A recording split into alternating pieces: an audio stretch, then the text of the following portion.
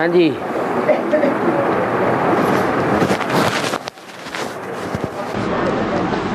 जो वाली स्थिति में उसने कहा है प्रकृति माता और माया दोनों बच्चों के लिस्ट में नहीं उन्हें कहा है। प्रकृति और माया दोनों बच्चों के लिस्ट में नहीं उन्हें कहा। अगर बच्चे नहीं करते, पूछा पहले, अगर बच्चे नहीं करते हैं, कौन नहीं करते हैं? पूछा ना। अगर बच्चे नहीं करते हैं तो किसको ऑर्डर करें? तुम्हारी अम्माओं को ऑर्डर करें। बच्चे नहीं करते हैं तो प्रकृति माता और माया मौसी कही जाती है तो माता समान ना। पहले बेटी थी, जब उसकी नीयत खराब हो गई तो क्या हो गई? हाँ जी। और यज्ञ के आदि से ही रोहिणी को पसंद करता है। यज्ञ के आदि से ही रोहिणी को पसंद करता है। रोहिणी को पसंद करता है। हाँ जी, हाँ जी, हाँ जी। वो रोहिणी माया का रूप है। वो रोहिणी माया का रूप है। हाँ, तो वो कौन? रोहिणी कौन? रोहिणी कौन? रोहिणी कौन है? रोहिणी वो है जो अपनी बहनों को छोड़ती है, बहनों के साथ न चल करके अकेली चंद्रमा का साथ देती है।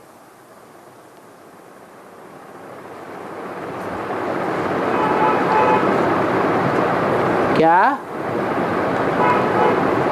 वैसे हैं तो सब नक्षत्र कन्याएं हैं, तो उसे अड़ जाना चाहिए कि चंद्रमा को सभी को बराबर प्यार देना चाहिए।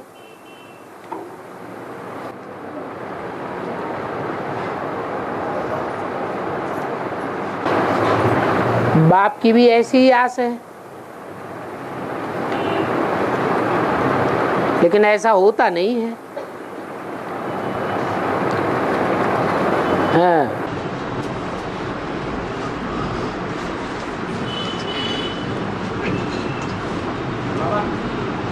हाँ, भाई का प्रश्न है, आठ के सिवाय सभी सजग आते हैं। आठ के सिवाय सभी। हाँ, हाँ, हाँ, हाँ। तो फिर ब्रह्मा बाबा सावती रूप धर्मराज और ब्रह्मा जगदम्बा में गणेश होकर के कहे, मगर ब्रह्मा बाबा ने तो अपनी याद से माफ कर भक्त नहीं किया, तो फिर उनको कैसे सदा से पूछते? वो भी जिंदा है। सूक्ष्म शरीर से तो कार्य करना। सूक्ष्म शरीर खत्म नहीं होता है, बीज रूप बनता है कि नहीं बनता है? और सूक्ष्म शरीर से सजा खाई जाती है क्या? मुरली में बोला स्थूल शरीर धारण करा के सजा दूंगा, ऐसे नहीं सूक्ष्म शरीर से सजा खत्म हो जाएगी। तो जहाँ ब्रह्मा की बात आती है वहां समझ लेना चाहिए कि जो पहला मणका है कौन?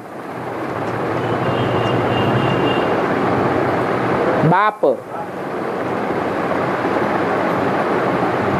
उसमें प्रवेश होकर के वो निराकारी स्टेज को प्राप्त करता है, तो युगल मणके बन जाते हैं। इसलिए सजा खाने की बात ही नहीं रहती। और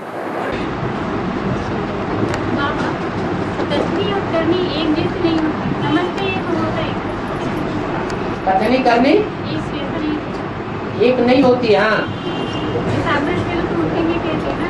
नहीं उठ सकते, जैसे अमृत पहले नहीं उठ पाते, ऐसा क्यों? आप खुद भी तो बता रहे हैं कथनी करनी एक नहीं होती है, इसलिए नहीं उठ पाते।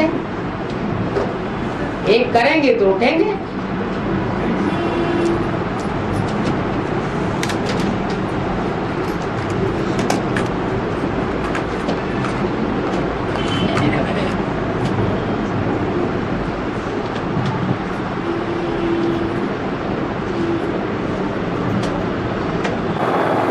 आजकल अय्यप्पा दीक्षा, भवानी दीक्षा, हनुमान दीक्षा, दत्तात्रेय दीक्षा,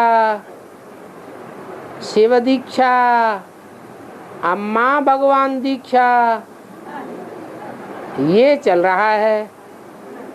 तो इसमें बेहद का राज क्या है? दीक्षा गुरु से ली जाती है या कोई और से ली जाती है? गुरु से दीक्षा ली जाती है। अब कोई एक गुरु बनाने वाला होता है और कोई अनेक गुरु बनाता है। तो आया तो भगवान एक है, एक से दीक्षा नहीं लेते हैं, नहीं समझ पाते हैं, नहीं पहचान पाते हैं, तो क्या करेंगे? है 63 जन्मों के अनुसार जिसका जिसका जहां जहां जुड़ा होगा बुद्धि का योग, वहीं जाके दीक्षा लेगा। बनी बनाई बन रही है, अब कछु बननी ना है, तो दीक्षाएं चल रही हैं। और ब्राह्मणों के परिवार में भी अलग अलग दीक्षाएं चल रही हैं कि नहीं चल रही हैं? है? हैदराबाद में कौन सी दीक्षा प्रसिद्ध है? है? अरे ब्राह्मणों की दुनिया में हैदराबाद के अंदर कौन सी दीक्षा प्रसिद्ध है?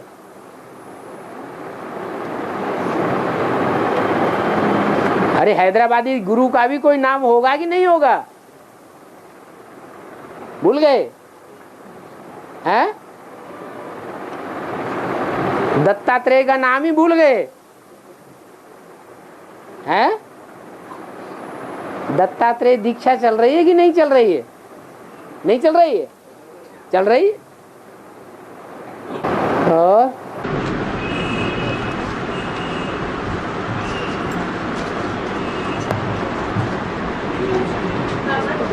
ये माता का कहना है, कहते हैं तेलुगु का और आंध्र का झगड़ा हो रहा ना, उसका हल्का और तेलुगु और आंध्र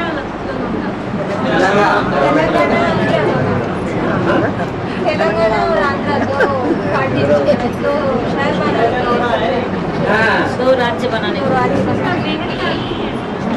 वेद का अर्थ क्या है? वेद का अर्थ है तोड़ फोड़। अंग्रेजों की प्रवृत्ति क्या रही है? Divide and rule. तो राज्य किसका चल रहा है अभी? है सोनिया गांधी का। सोनिया गांधी कौन से खून से है? क्रिश्चियन खून से है ना। तो जिस खून से है वो खून अपना प्रभाव दिखाना चाहिए या नहीं दिखाना चाहिए? है? दिखाएगा। तो दो हिस्से हो जाएंगे, तो divide and rule. Hindustan Pakistan को दो खंड कर दो और लड़ाई लड़ाते रहो, राजी करते रहो।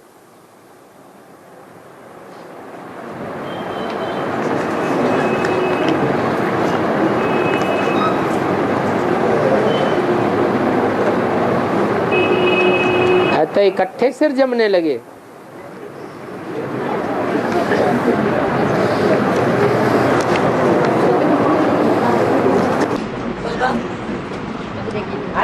कन्या परमेश्वरी फोटो में माता के पीठ में एक झाड़ू दिखाते हैं। झाड़ू में 108 गोत्र 108 गोत्र दिखाते हैं। उसका वेद में क्या अर्थ है बाबा? कीड़े मकोड़ों को झाड़ू लगाया जाता है। झाड़ नहीं बाबा, झाड़ एक झाड़ नहीं, कन्या परमेश्वरी आकार में उसमें 108 गोत्र दिखाते हैं, है ना? उसके बारे में पूछ रहे हैं ना। 108 गोत्र है, उसका अर्थ पूछ रहे हैं। इसमें क्या बात है? जैसे वो झाड़ है वैसे बाबा ने झाड़ बता दिया। उस झाड़ में भी 108 दिखाए हैं। तो यहाँ भी मुखिया कौन है? कितने हैं? राज्य करने वाले, कंट्रोल करने वाले 108 ही है। लेकिन वो कन्या परमेश्वरी का है। कन्या कन्याकुमारी की बात है। हाँ हाँ हाँ।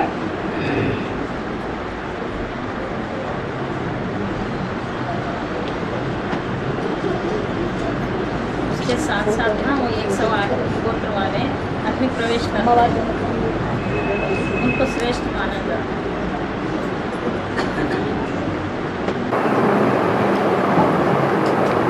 कुंभकर्ण का अर्थ क्या है?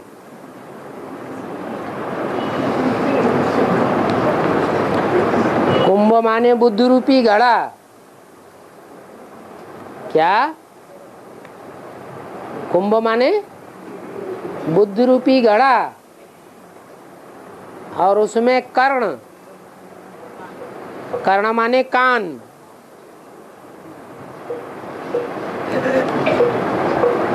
तो जो बुद्ध रूपी घड़ा है, कुंभकर्ण बाबा किसको बताते हैं? सन्यासियों को। वो सन्यासी सुनने सुनाने का काम बहुत करते हैं। माने कौन से अंग का काम ज्यादा करते हैं? कान का।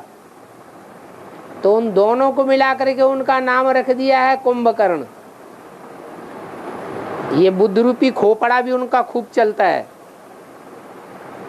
यह कुंभ, ज्ञान कुंभ, ज्ञान कलश। और सुनने सुनाने का काम कर्ण का, तो उनको नाम रख दिया है कुंभकर्ण। और 6 महीने सोते हैं। 6 महीने सोने का मतलब है ज्यादातर सोते ही रहते हैं। द्वापर कलयुग में तो अज्ञान की नींद सोते ही हैं, लेकिन सतयुग त्रेता में भी उनका सोना ही होता है। क्योंकि वास्तव में सतयुग त्रेता की भी शूटिंग कहाँ होती है? संगम में। तो संगम में जब भगवान आकर के ज्ञान देते हैं, उस समय भी सोते हैं। तो उसका रिजल्ट जो अव्वल नंबर है, पीढ़ी में जाना चाहिए, सूर्यवंशी चंद्रवंशी पीढ़ी में जाना चाहिए, वहां नहीं जा पाते हैं। गिरती कला में जाकर के गिरते हैं। तो सतयुग त्रेता में भी उनका सोना है, द्वापर कलयुग में भी सोना है। हाँ, एक बात कही है, वो मुरली में भी है कि जब ये कुंभकर्ण जागेंगे तो तुम बच्चों की विजय हो जाएगी। तो संगम युग में थोड़े समय के लिए ये जब जागते हैं तो हम ब्राह्मण बच्चों की विजय हो जाती है।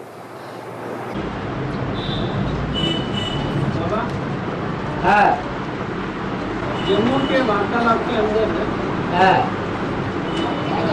कलयुग के शूटिंग के वक्त कलयुग के शूटिंग के वक्त में हाँ, जो आत्माएं आते हैं वो जल्दी शूट में कन्वर्ट होते हैं, बताया गया। कलयुग के शूटिंग के अंत में जो आत्माएं आती हैं, उस वक्त में आने वाला आत्माएं हैं तो जल्दी शूट में कन्वर्ट होते हैं, बताया गया। जल्दी शूद्र में कन्वर्ट। हाँ, और दूसरे वार्तालाप में ये बताया गया है, लास्ट जो आते हैं जो फास्ट और फर्स्ट बनते हैं उनकी बताया गया। तो इन दोनों के शूद्र वर्ण में भी और वैश्य वर्ण में भी और क्षत्रिय वर्ण में भी, देवता वर्ण में भी जो भी आदमी आते हैं वो फिर अंत में आते हैं। तो शूद्र वर्ण में भी 4 अवस्थाएं हैं। उन 4 अवस्थाओं में से जो फर्स्ट में आने वाले हैं वो ही लास्ट में आकर के सारा कार्य संपन्न कर देते हैं। क्योंकि बाद में आने वाली आत्माओं में या बीच में आने वाली आत्माओं में उतनी दम नहीं होती है। शूद्रों में फर्स्ट नंबर शूद्र कौन? वो भूल गए आप, इसलिए प्रश्न कर रहे हैं। कौन है फर्स्ट? है? अरे जो पहला ब्राह्मण सो पहला देवता, जो पहला देवता सो पहला क्षत्रिय, पहला वैश्य, पहला शूद्र। तो जो पहला शूद्र है वो कलयुग के अंत में भी 100% शूद्र बन के दिखाएगा कि कोई दूसरा दिखाएगा? है वो ही करके दिखाएगा। इसलिए लास्ट सो शूद्र में भी फास्ट। क्या है इसका अर्थ? क्या पूछना चाहते हैं? हाँ जी। ब्रह्मा को मानने से जानने से है? ब्रह्मा को मानने से जानने से मानने से और जानने से। हाँ, तुम तो ब्राह्मण होगा। ब्रह्मा को मानने से और जानने से ब्राह्मण होगा? नहीं, ब्रह्मा मुख वंशावली ब्राह्मण तब होगा जो ब्रह्मा के मुख से निकली हुई बात को माने। ब्रह्मा को माने तो नहीं, ब्रह्मा को ब्रह्मा कुमारियां मानती हैं, लेकिन मुख से निकली हुई बात को नहीं मानती है, इसलिए ब्राह्मण ब्राह्मण नहीं। गोत्र माना, गोत्र ऐसे है ना। हाँ गोत्र, हाँ कन्या का बारे में। हाँ, गोत्र माने तो अर्थ क्या है ब्राह्मण का गोत्र? ब्राह्मण का गोत्र ये है कि जैसी धरणी होती है बीज वैसा ही फलित होता है। ब्रह्मा रूपी माता के अंदर बीज तो एक का ही पड़ा है। शिव बाप ने प्रजापिता के द्वारा जो बीज डाला है ज्ञान का, बीज एक ही है, लेकिन ब्रह्मा की गोद में, पेट में, बुद्धि रूपी पेट में प्यार लेने वाले जो बच्चे हैं वो अलग अलग धर्मों के हैं। इसलिए जैसी जैसी बुद्धि रूपी धरणी वैसा वैसा वो गोत्र बन जाता है। एक ही बीज होता है और धरणी अनेक प्रकार की होती है, तो बीज अनेक प्रकार का बन जाता है। वही आलू नॉर्थ इंडिया में पैदा होता है, वही आलू दक्षिण भारत में पैदा होता है। क्या फर्क हो जाता है? कुछ फर्क होता है, गैस बन जाती है, तो अंतर पड़ जाता है धरणी के अनुसार। हमारा गोत्र का नाम क्या है? 9 गोत्र हैं, एक गोत्र नहीं है।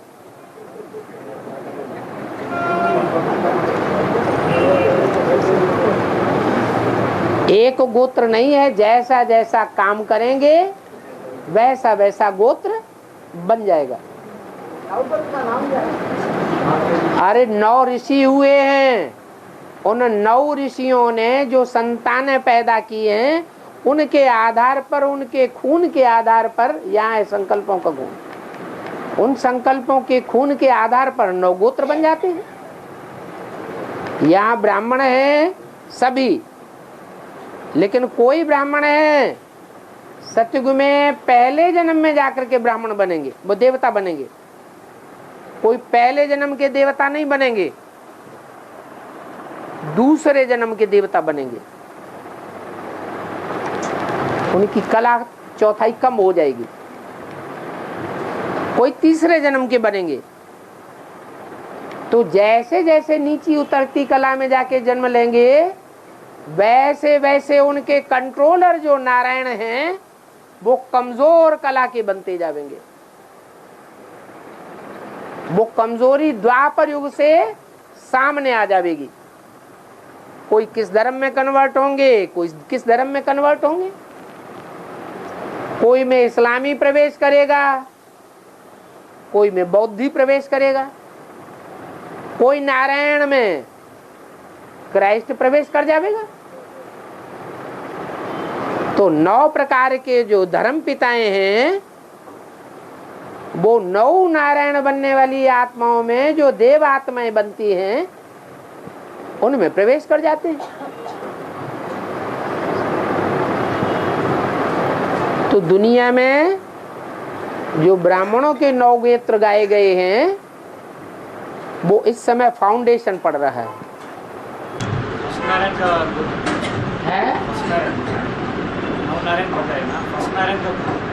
सूर्यवंशी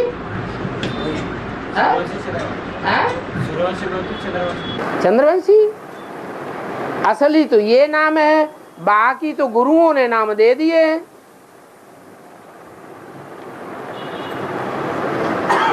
भारद्वाज गोत्र ये नाम दिए ना, सांडिल्य गोत्र और ऋषियों के नाम के उन्होंने नाम दे दिए। संस्कृत भाषा जब बनाई गई तो भाषा को सुधारने के आधार पर उन्होंने नाम दे दिए ताकि कोई दूसरा अर्थ न निकले। उसमें भी यहाँ अर्थ बनता है। और ये मंगल ग्रह और चंद्रमा ये सब पत्थर के बने हैं, तो इसके ऊपर कैसे जा सकते हैं? फिर ये तो हमेशा घूमते रहते हैं।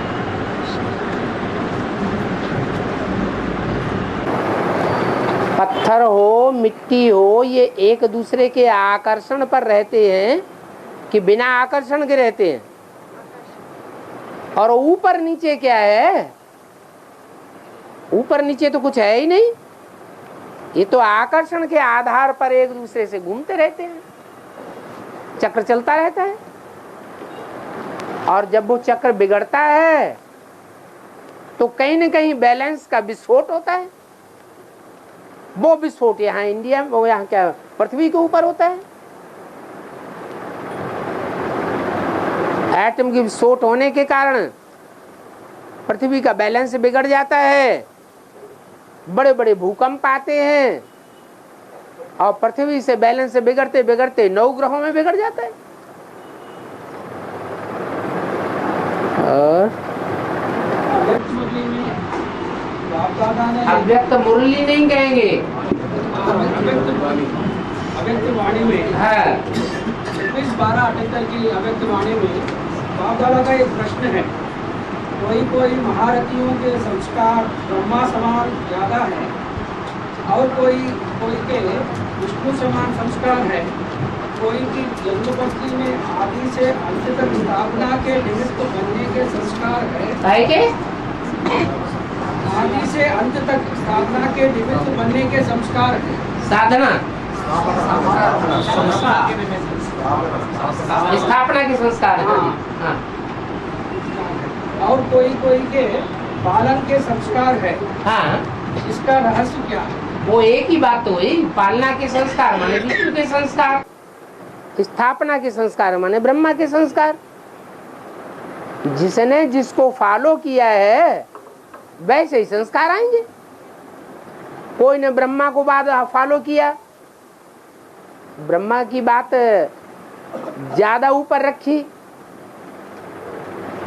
ब्रह्मा की ही सदैव महिमा की है, तो जो जिस वंश का होता है वो अपने वंश को ऊंचा उठाता है। तो स्थापना के संस्कार उसमें ऑटोमेटिक होंगे ही। कोई आत्माएं हैं स्थापना के संस्कार के साथ साथ पालना के भी संस्कार है। जैसे वैष्णवी शक्ति, वो ब्रह्मा को भी फॉलो किया, कर रही है, अभी भी ब्राह्मण धर्म की स्थापना में सहयोगी है। लेकिन जब एडवांस ज्ञान मिल जाएगा तो बैलेंस बन जाएगा। स्थापना होने के साथ साथ पालना का कार्य भी करेगी। ब्रह्मा पालना का कार्य नहीं कर सके। ब्राह्मण धर्म की स्थापना होने के बाद उनका कार्य समाप्त हो गया। तो अब जो ब्रह्मा को फॉलो करने वाले हैं वो ब्रह्मा के संस्कार धारण करते हैं। भक्ति मार्ग में ब्रह्म समाजी कहे जाते हैं। जो विष्णु को फॉलो करने वाले हैं वो भक्ति मार्ग में वैष्णव संप्रदाय कहे जाते हैं। शिव को फॉलो करने वाले शैव। तो ये तीनों प्रकार के संस्कार हैं। जो जिसको फॉलो करता है, जो जिसको मान्यता देता है, वैसे वैसे संस्कार उसमें समझ आते हैं। हाँ जी। माया जगदम्बा से बुद्धि रूपी हाथ मिलाई देती है। माया जगदम्बा से बुद्धि रूपी हाथ मिलाई देती है। हाँ। तो किसी शरीर में प्रवेश करके हाथ मिलाते हैं। क्यों? जगदम्बा जिंदा नहीं है क्या? मर गई क्या? है? अरे जगदम्बा भी तो जिंदा है, नहीं है? हैं? हाँ। और माया आधार मूर्त में शरीर छोड़ गई, तो क्या बीज रूप में भी शरीर छोड़ गई है?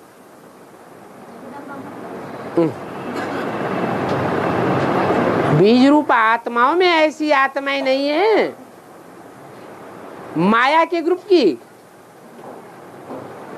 तो जो उसके ग्रुप की आत्माएं हैं उनमें प्रवेश करके हाथ मिलाती है। हाथ मिलाना माने बुद्धि रूपी हाथ मिलाना। जैसा कहो वैसा ही करेंगे। अच्छा सेंटर छोड़ दें? छोड़ देंगे। अच्छा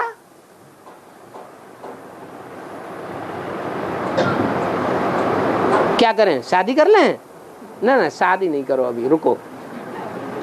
तेल देखो, तेल की धार देखो। अच्छा ऐसा ही करेंगे? तो बुद्ध रूपी हाथ मिला कि नहीं मिला? और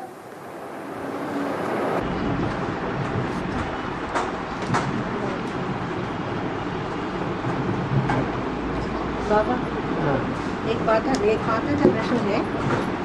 जैन धर्म में 13 तीर्थंकर, जैन धर्म में 13 तीर्थंकर विमलानाथ स्वामी, 13 तीर्थंकर, 13वां तीर्थंकर विमलनाथ स्वामी। राम बाप का कुछ संबंध है क्या? एक माता ने पूछ लिया। हाँ, क्योंकि तंपिल में विमलनाथ स्वामी का निर्वाण हुआ।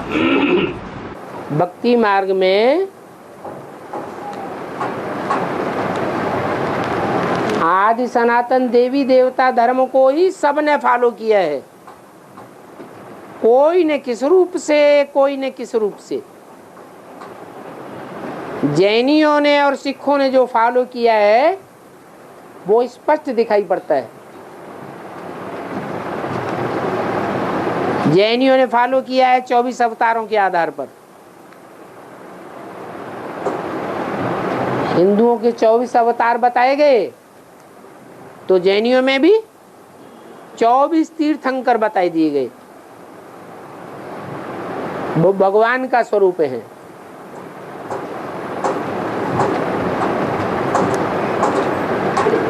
उनमें एक तीर्थंकर का नाम विमल स्वामी दिया हुआ है।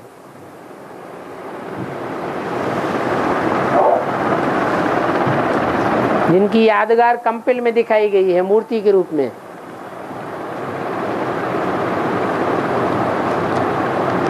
श्वेतांबर जैन मंदिर में भी है और दिगंबर जैन मंदिर में भी है।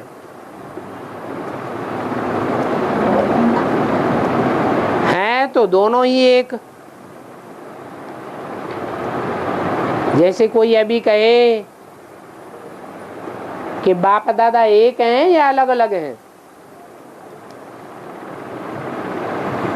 एक पर्सनालिटी है या अलग अलग पर्सनालिटी है? पर्सनालिटी तो एक ही है, लेकिन पार्ट बजाने वाली आत्माएं अलग अलग हैं। जैसे अभी अव्यक्तवाणी में बोला, निराकारी पार्ट और फरिश्ताई पार्ट। फरिश्ता बने ब्रह्मा बाबा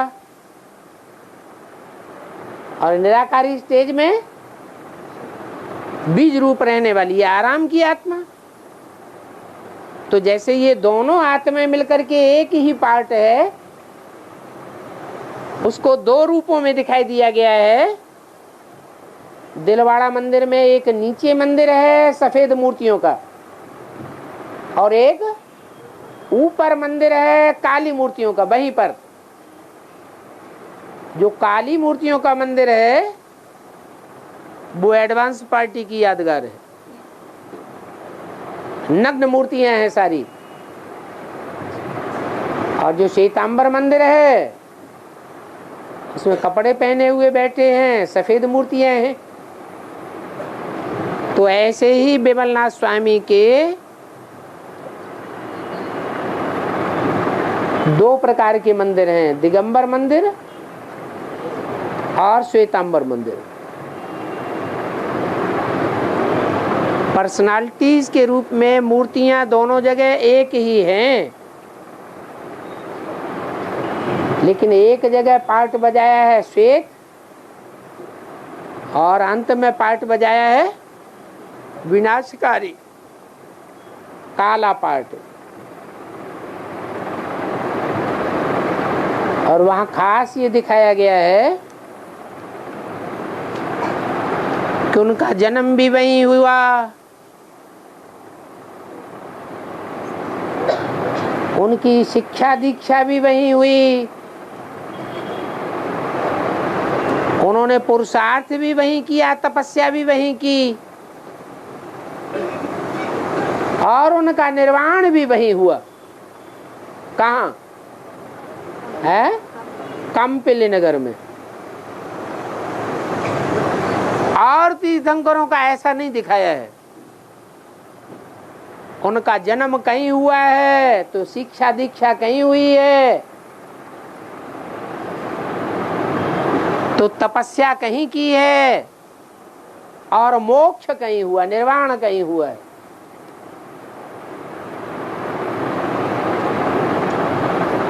तो ऐसे ऐसे विभाजन कर दिया है।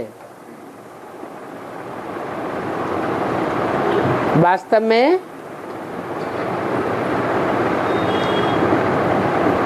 बाप दादा दिन बच्चों में प्रवेश करके पार्ट बजाते हैं, 12 सूर्यवंशी और 12 चंद्रवंशी दोनों मिलाकर के 24 आत्माएं निकलती हैं। अब उनमें संस्कारों में भिन्नता तो होगी, तो अलग अलग भिन्नता को लेकर के उन्होंने वो 24 तीर्थंकर दिखाई दिए। बाकी बाबा का तो कहना है कि कोई 24 भगवान नहीं होते हैं, भगवान तो सिर्फ एक ही है। उसको आदिदेव कह दो या महावीर कह दो, जो दिलवाड़ा मंदिर में मूर्ति रखी हुई है। बाकी कोई 10 अवतार नहीं है,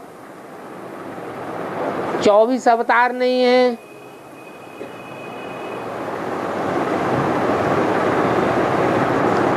जैसा जैसा जिसने दिमाग चलाया वैसी वैसी उसने मूर्तियां बनाई, चित्र बनाए। बाबा कहते हैं माया की मत पर ढेर के ढेर चित्र बनाई दिए। ऐसे ही भगवान के 24 अवतार बनाई दिए। और है कोई आत्मा एक ही जन्म में दूसरे कन्वर्ट हुए तो कोई आत्मा एक ही जन्म में कन्वर्ट हुए तो कमजोर कहाँ है? 21 जन्म में कन्वर्ट होते हैं। एक ही जन्म में कन्वर्ट हो। कमजोर आत्मा है। हिंदुओं में ऐसा हुआ है कि जो एक बार कन्वर्ट हो गया वो फिर कभी भी वापस हिंदू नहीं बना है। कन्वर्ट हो गया तो गया, इसलिए हिंदुओं की जनसंख्या कम होती गई। ऐसे नहीं एक जन्म में कन्वर्ट हो गया तो दूसरे जन्म में वापस आ जाएगा। हाँ, ऐसी आत्माएं जरूर हुई हैं बीज रूप,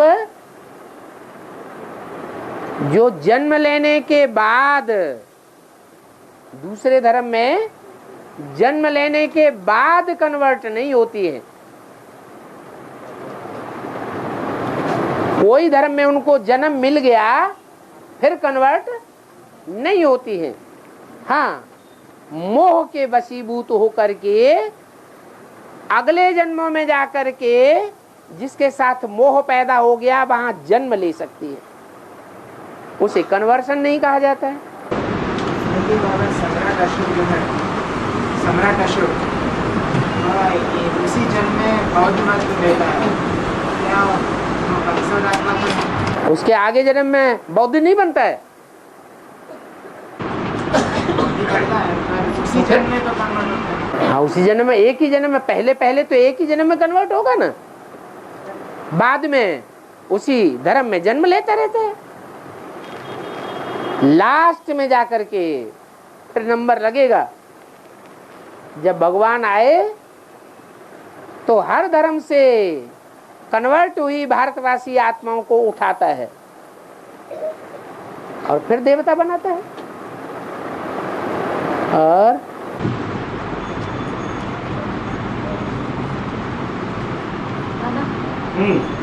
बर्फ के पहाड़ में 2 तरह के मनुष्य के मुर्दे होंगे।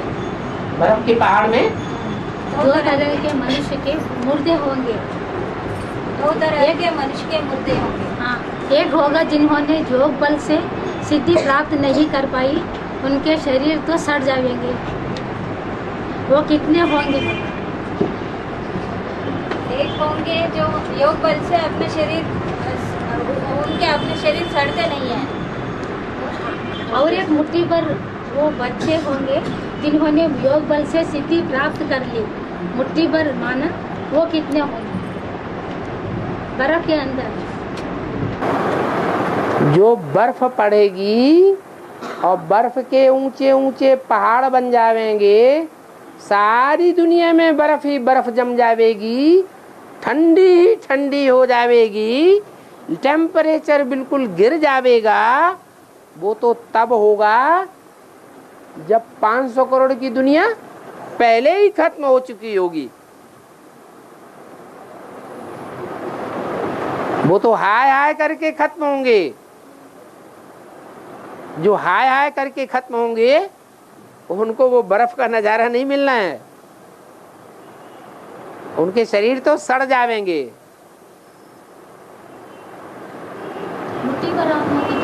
मुट्ठी भर माने 500-700 करोड़ में से 4.5 लाख मुट्ठी भर नहीं हुए तो कितने हुए? है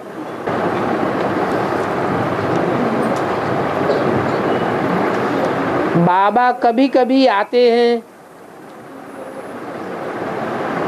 तो दूसरे मिनी मधुबनों में, दूसरे मिनी मधुबन के नजदीक रहने वाले स्टूडेंट्स को भी फोन करके बुलाना सही है या गलत है?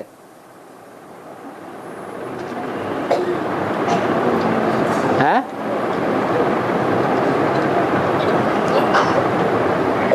नहीं समझा?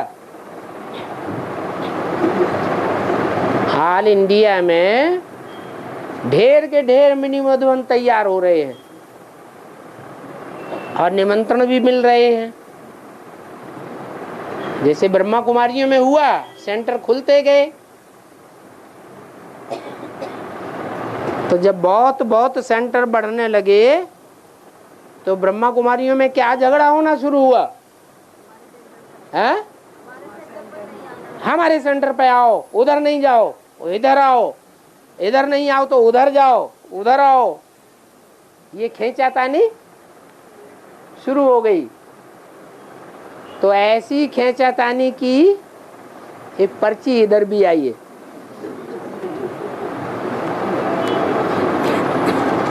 दूर दूर से जिनको बुलाएंगे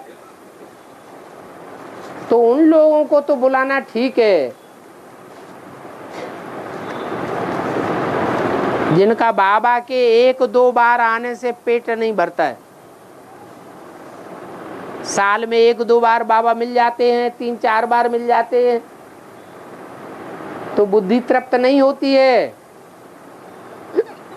तो दूसरे मिनी मधुबन की इंचार्ज को फोन करके बताते हैं बाबा आए तो हमको भी बुला लेना। तो उनका तो बुलाना ठीक है, बाकी कोई कहते भी नहीं है और बुलाते हैं तो ये तो खींचातान हो गई। खींचतान करने की जरूरत है? मुरली में कुछ बोला है इस संबंध में? बाबा ने बोला है। बाबा ने कहा जो जहां जिसकी इच्छा होती हो वहां जाने दो, मेरे ही सेंटर पर आना है ये ठीक नहीं है, सब सेंटर बाबा के हैं।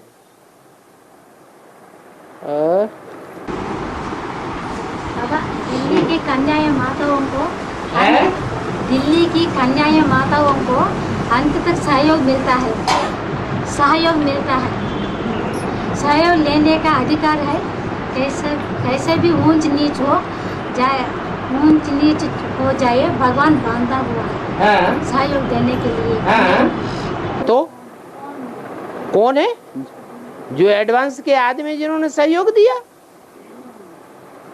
अरे एडवांस ज्ञान जब शुरू हुआ तो ऑल इंडिया में कोई भी सहयोगी नहीं था।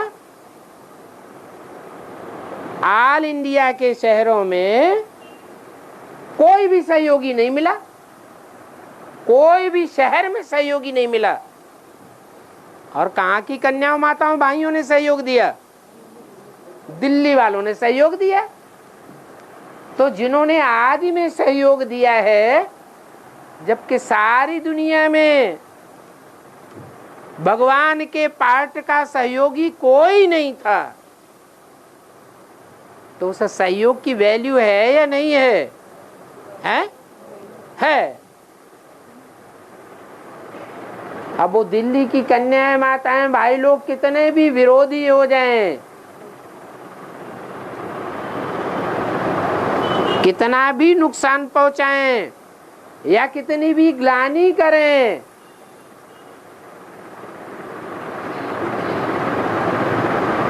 अगर फिर से ईश्वरीय कार्य में सहयोग लेने की इच्छा है तो भगवान की ओर से उन्हें सहयोग मिलना चाहिए या नहीं मिलना चाहिए? मिलना चाहिए।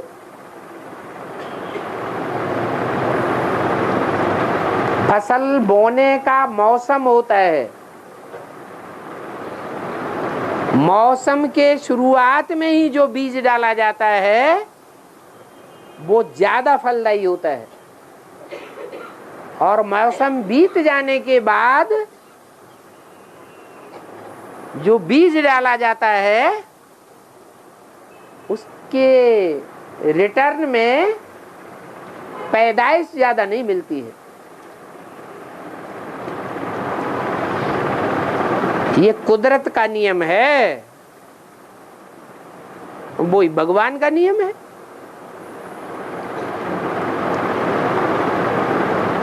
जिन्होंने आदि में सहयोग दिया वो अंत तक सहयोग लेने के अधिकारी हैं। और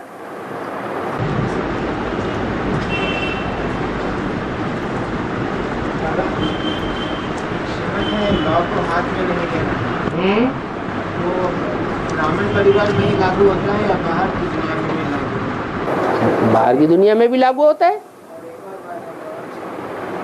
हर संदर्भ में होलसेल में वही है, हर संदर्भ में वो लागू होता है या कोई संदर्भ है जहाँ लॉ हाथ में ले सकते? कौन सा संदर्भ ऐसा है जहाँ लॉ अपने हाथ में लेना अच्छी बात है?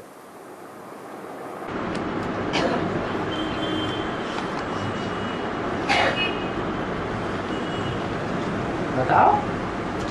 तो समझते हैं वहाँ का वातावरण दूषित हो रहा तो है, वहाँ का वातावरण दूषित हो रहा तो कहाँ का वातावरण दूषित हो रहा है? जहाँ वो लॉ हाथ में लेने की जरूरत पड़ रही है।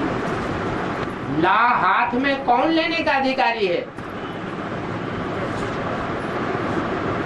यही समझाने के लिए पूछ रहे हैं। सब कोई अपने हाथ में लॉ लेने का अधिकारी है? नहीं है। जो अधिकारी है उसी को अधिकार चलाने देना चाहिए। है अरे ईश्वरीय लाज, कौन से लाज? एक है आसुरी लाज और एक है ईश्वरीय लाज। तो ईश्वर के बच्चे यही नहीं जानते हैं कि ईश्वरीय लाज किसके हाथ में होना चाहिए? है? ईश्वर के हाथ में होना नहीं जानते हैं तो ला अपने हाथ में उठाएंगे जरूर, या सोचेंगे कि हम अपने हाथ में उठा लें।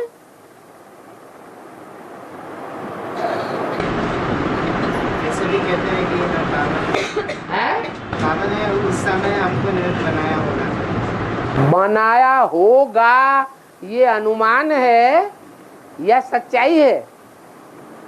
बनाया होगा ये अनुमान हुआ या सच्चाई हुई? ये तो अनुमान है, अनुमान से तो नुकसान हो जाएगा। बाबा मुरली का पॉइंट है, पुरुष का वाइब्रेशन बलवान होते हैं, पुरुष का वाइब्रेशन बलवान होते हैं। हाँ, वाइब्रेशन ही नहीं, दृष्टि, कृति, सब कुछ बलवान होता है। शरीर, इंद्रियां पुरुष की बलवान होती हैं। इसीलिए पुरुष से बच्चा की पैदाइश और बाद में फिर स्त्री से बच्ची की पैदाइश होती है। पहले पुरुष से बच्चा की पैदाइश और बाद में फिर स्त्री से बच्ची की पैदाइश होती है। मुरली में आया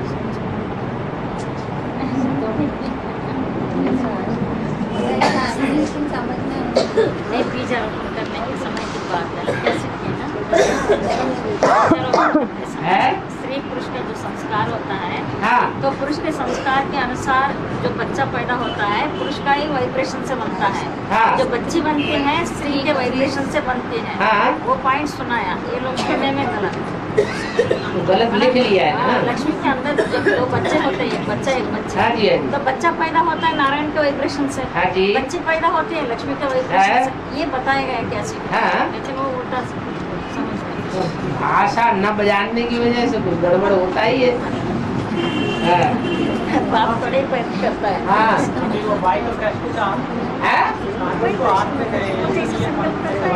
हाँ, ला की बात, हाँ बोलो।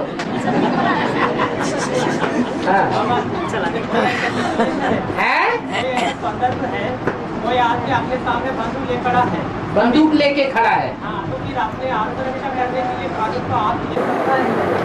जब हमारे सामने बंदूक लेके खड़ा है, हो सकता है वो हमको धमका रहा हो। अगर बंदूक लेके खड़ा है तो क्या जरूरी हमको मार ही देगा? हैं? ये भी तो हो सकता है, तो मारेगा नहीं, सिर्फ हमको धमका रहा है, धमकी में सटकी करना चाहता है। तो ऐसे न हो कि वो सिर्फ बंदूक दिखाता रहे और हम पिस्टल निकाल करके उसकी जान ले लें।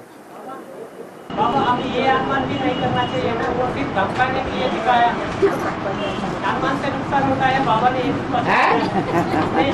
भी अनुमान नहीं लगाना चाहिए, वो धमकाने के लिए बंदूक दिखाया। क्यों? उसने कोई छोड़ी बंदूक? अनुमान की क्या बात है, उसने बंदूक तो नहीं छोड़ी। नहीं बाबा, वो छोड़ दिया तो तब आज जब बंदूक छोड़ दिया तो हम पैंतरा बदलेंगे। जब आदमी तलवार छोड़ देता है तो पैंतरा बदला जाता है कि नहीं बदला जाता है? अलर्ट रहो। हाँ, तो अलर्ट रहो ना। जब देख लो कि बंदूक लेके खड़ा है तो अलर्ट हो जाओ, आंखें फाड़ लो। ये थोड़े ही कि उसने बंदूक दिखाई है हमने तो तुरंत उसकी जान ही ले ली। ऐसा भी संदर्भ है जहाँ चाकू नहीं निकालने हैं, बस सब कुछ समाप्त करके बैठे। बड़े अच्छे अच्छे संकल्प आ रहे हैं आपके अंदर।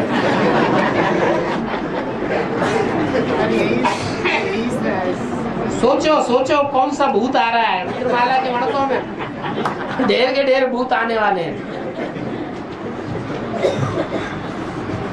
और कुछ ज्ञान ही नहीं रह गया लाने के लिए बुद्धि। निर्णय लेने का एक ही जहाँ गलती करते हैं, निर्णय लेने में गलती करते हैं। हाँ, गलती मत करो। और ये सूक्ष्म जो भी निर्णय लेने में गलती तब होती है जब तराजू में बैलेंस नहीं होता है, हवा से प्रभावित होता है तराजू। हवाएं चलती है ना दुनिया में, हवा बह रही है, बस हवा में बुद्धि बह गई तो तराजू नीचे ऊपर हो गई।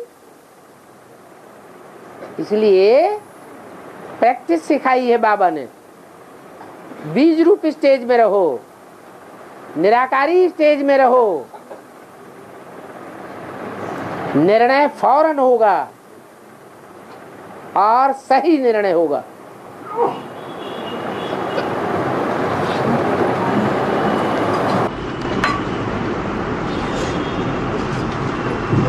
बाहर की दुनिया में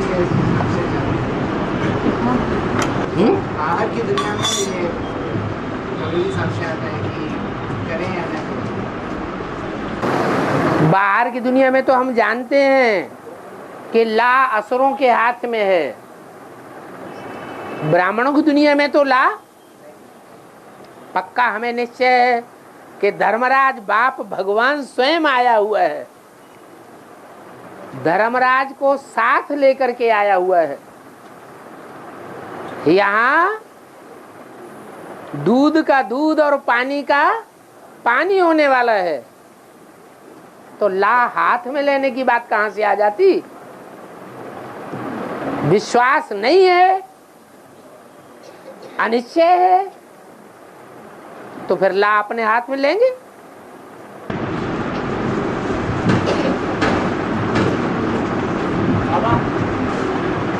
धर्मराज पाठ शुरू होने तक हुतात्मा का उच्चारण ढीला हो सकता है।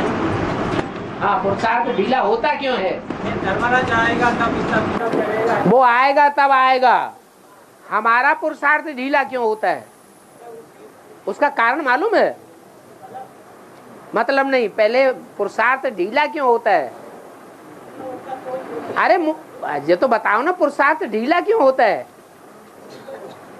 ढीला तब होता है जब हम श्रीमत के बरखिलाफ काम करते हैं, नहीं तो हमको 100 गुना सहयोग मिलता है भगवान से। ढीला होने का सवाल ही नहीं।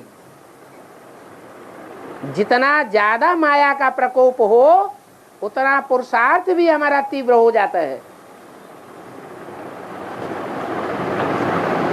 ये महावीरों की निशानी बताइए। और माताओं का प्रश्न है, कर्जा नहीं लेना है, कर्जा नहीं देना है, ये श्रीमत है। कर्जा नहीं लेना है, कर्जा ना देना है, न लेना है न देना है, श्रीमत है। अगर बाबा के बच्चे बीमार पड़े तो ऑपरेशन के लिए लाखों रुपया खर्चा हो रहा है, इस स्थिति में कोई से कर्जा ले सकते हैं क्या बाबा? और देने वाले दे सकते हैं क्या बाबा? इस बात पर श्रीमत क्या है? गरीब आदमी 2 पैसे का इलाज कर लेता है, ठीक होना होता है, हो जाता है। करोड़पति अरबपति है, वो विदेशों में जाकर के इलाज करेगा, करोड़ों रुपया खर्च कर देगा, फिर भी नहीं बचेगा। अरे हार्ट चेंज करना पड़ता है किसी का, क्यों पड़ता है? जब ये सरकारी हॉस्पिटल सबके लिए खुले हुए हैं, गरीबों के लिए भी खुले हुए हैं और अमीरों के लिए भी खुले हुए हैं। गवर्नमेंट में, गवर्नमेंट हॉस्पिटल में किडनी चेंज करना, किडनी चेंज करना, हार्ट चेंज करना, ऐसी बीमारियों में गवर्नमेंट में थोड़े। कोई जरूरी है कि हमारी एक आंख चली गई तो हम चेंज करवा ही लें?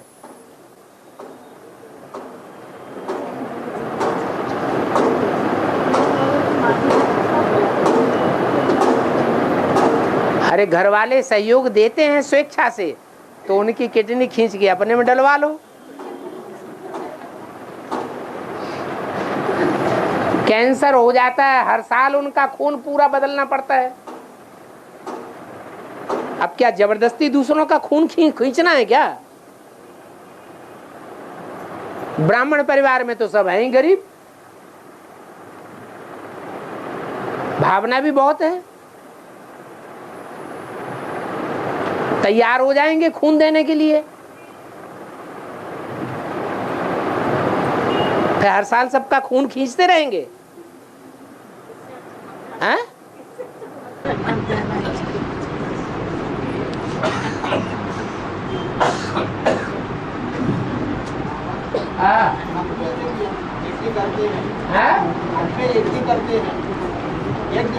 हाँ, श्री चक्र रचते हैं। श्री चक्र रचते हैं। श्री चक्र, श्री चक्र रचते हैं। श्री चक्र, श्री चक्र रचते हैं। क्या होता है? बाबा यंत्र रचते हैं। यंत्र रचते हैं। हाँ, तो बेहद का अर्थ क्या है?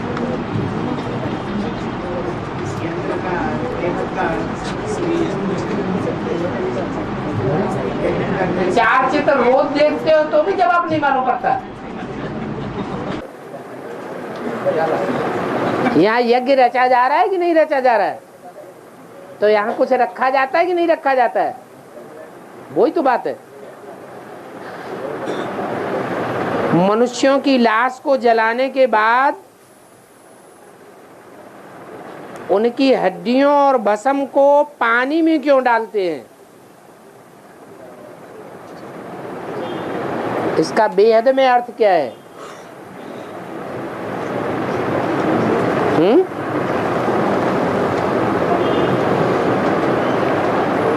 सबकी हड्डियों और भस्म को नहीं डालते हैं पानी में। क्रिश्चियंस का नहीं डालते हैं, मुसलमानों का नहीं डालते हैं, किसका डालते हैं? हिंदुओं का। ये कहाँ की यादगार है? ये आदि सनातन देवी देवता धर्म की यादगार है कि जो मरते हैं जीते जी देह अभिमान से, तो मरने के बाद उनकी भस्म भी, उसका भी पता न चले कहाँ चली गई, इसलिए पानी में बहा देते हैं। नाम निशान खलास हो जाए तब नई दुनिया की स्थापना होती है, तब जीते जी स्वर्ग में जाते हैं। तो कहावत पड़ती है, मर गया तो कहाँ गया? स्वर्ग में चला गया।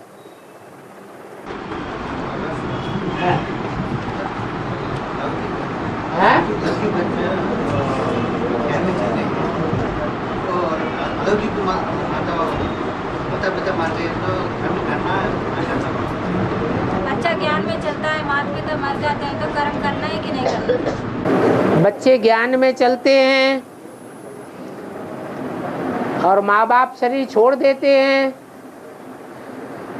ज्ञान बुद्धि में बैठा है तभी तो ज्ञान में चलते कहे जाएंगे, है? ज्ञान अगर बुद्धि में बैठा ही नहीं है तो ज्ञान में चलते हैं।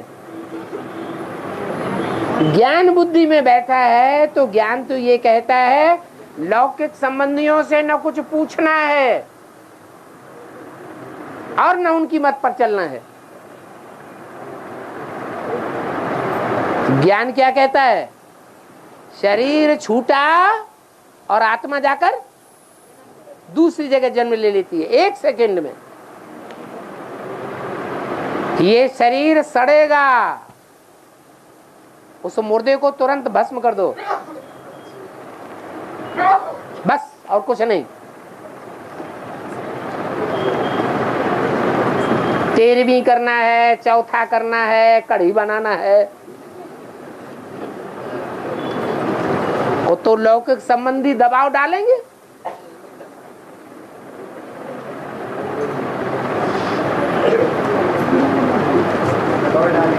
हाँ? हाँ? क्यों माननी पड़ेगी? जिनको माननी पड़ेगी उनको उनके अंडर में चलना पड़ेगा, ज्ञान छोड़ना पड़ेगा।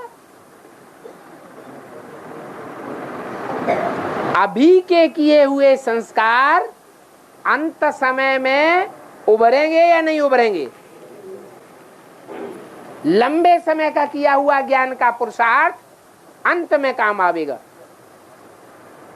अभी से अगर लूज हो गए तो अंत में भी क्या रिजल्ट होगा? लूज हो जाएंगे। भगवान का जो वर्षा पाना चाहिए वो वर्षा नहीं पा सकेंगे। स्पष्ट बोल दिया, भक्ति मार्ग के संस्कार रह जाएंगे तो शरीर छोड़ना पड़ेगा। और जिनको शरीर छोड़ना पड़ेगा सूर्यवंशी नहीं बन सकते।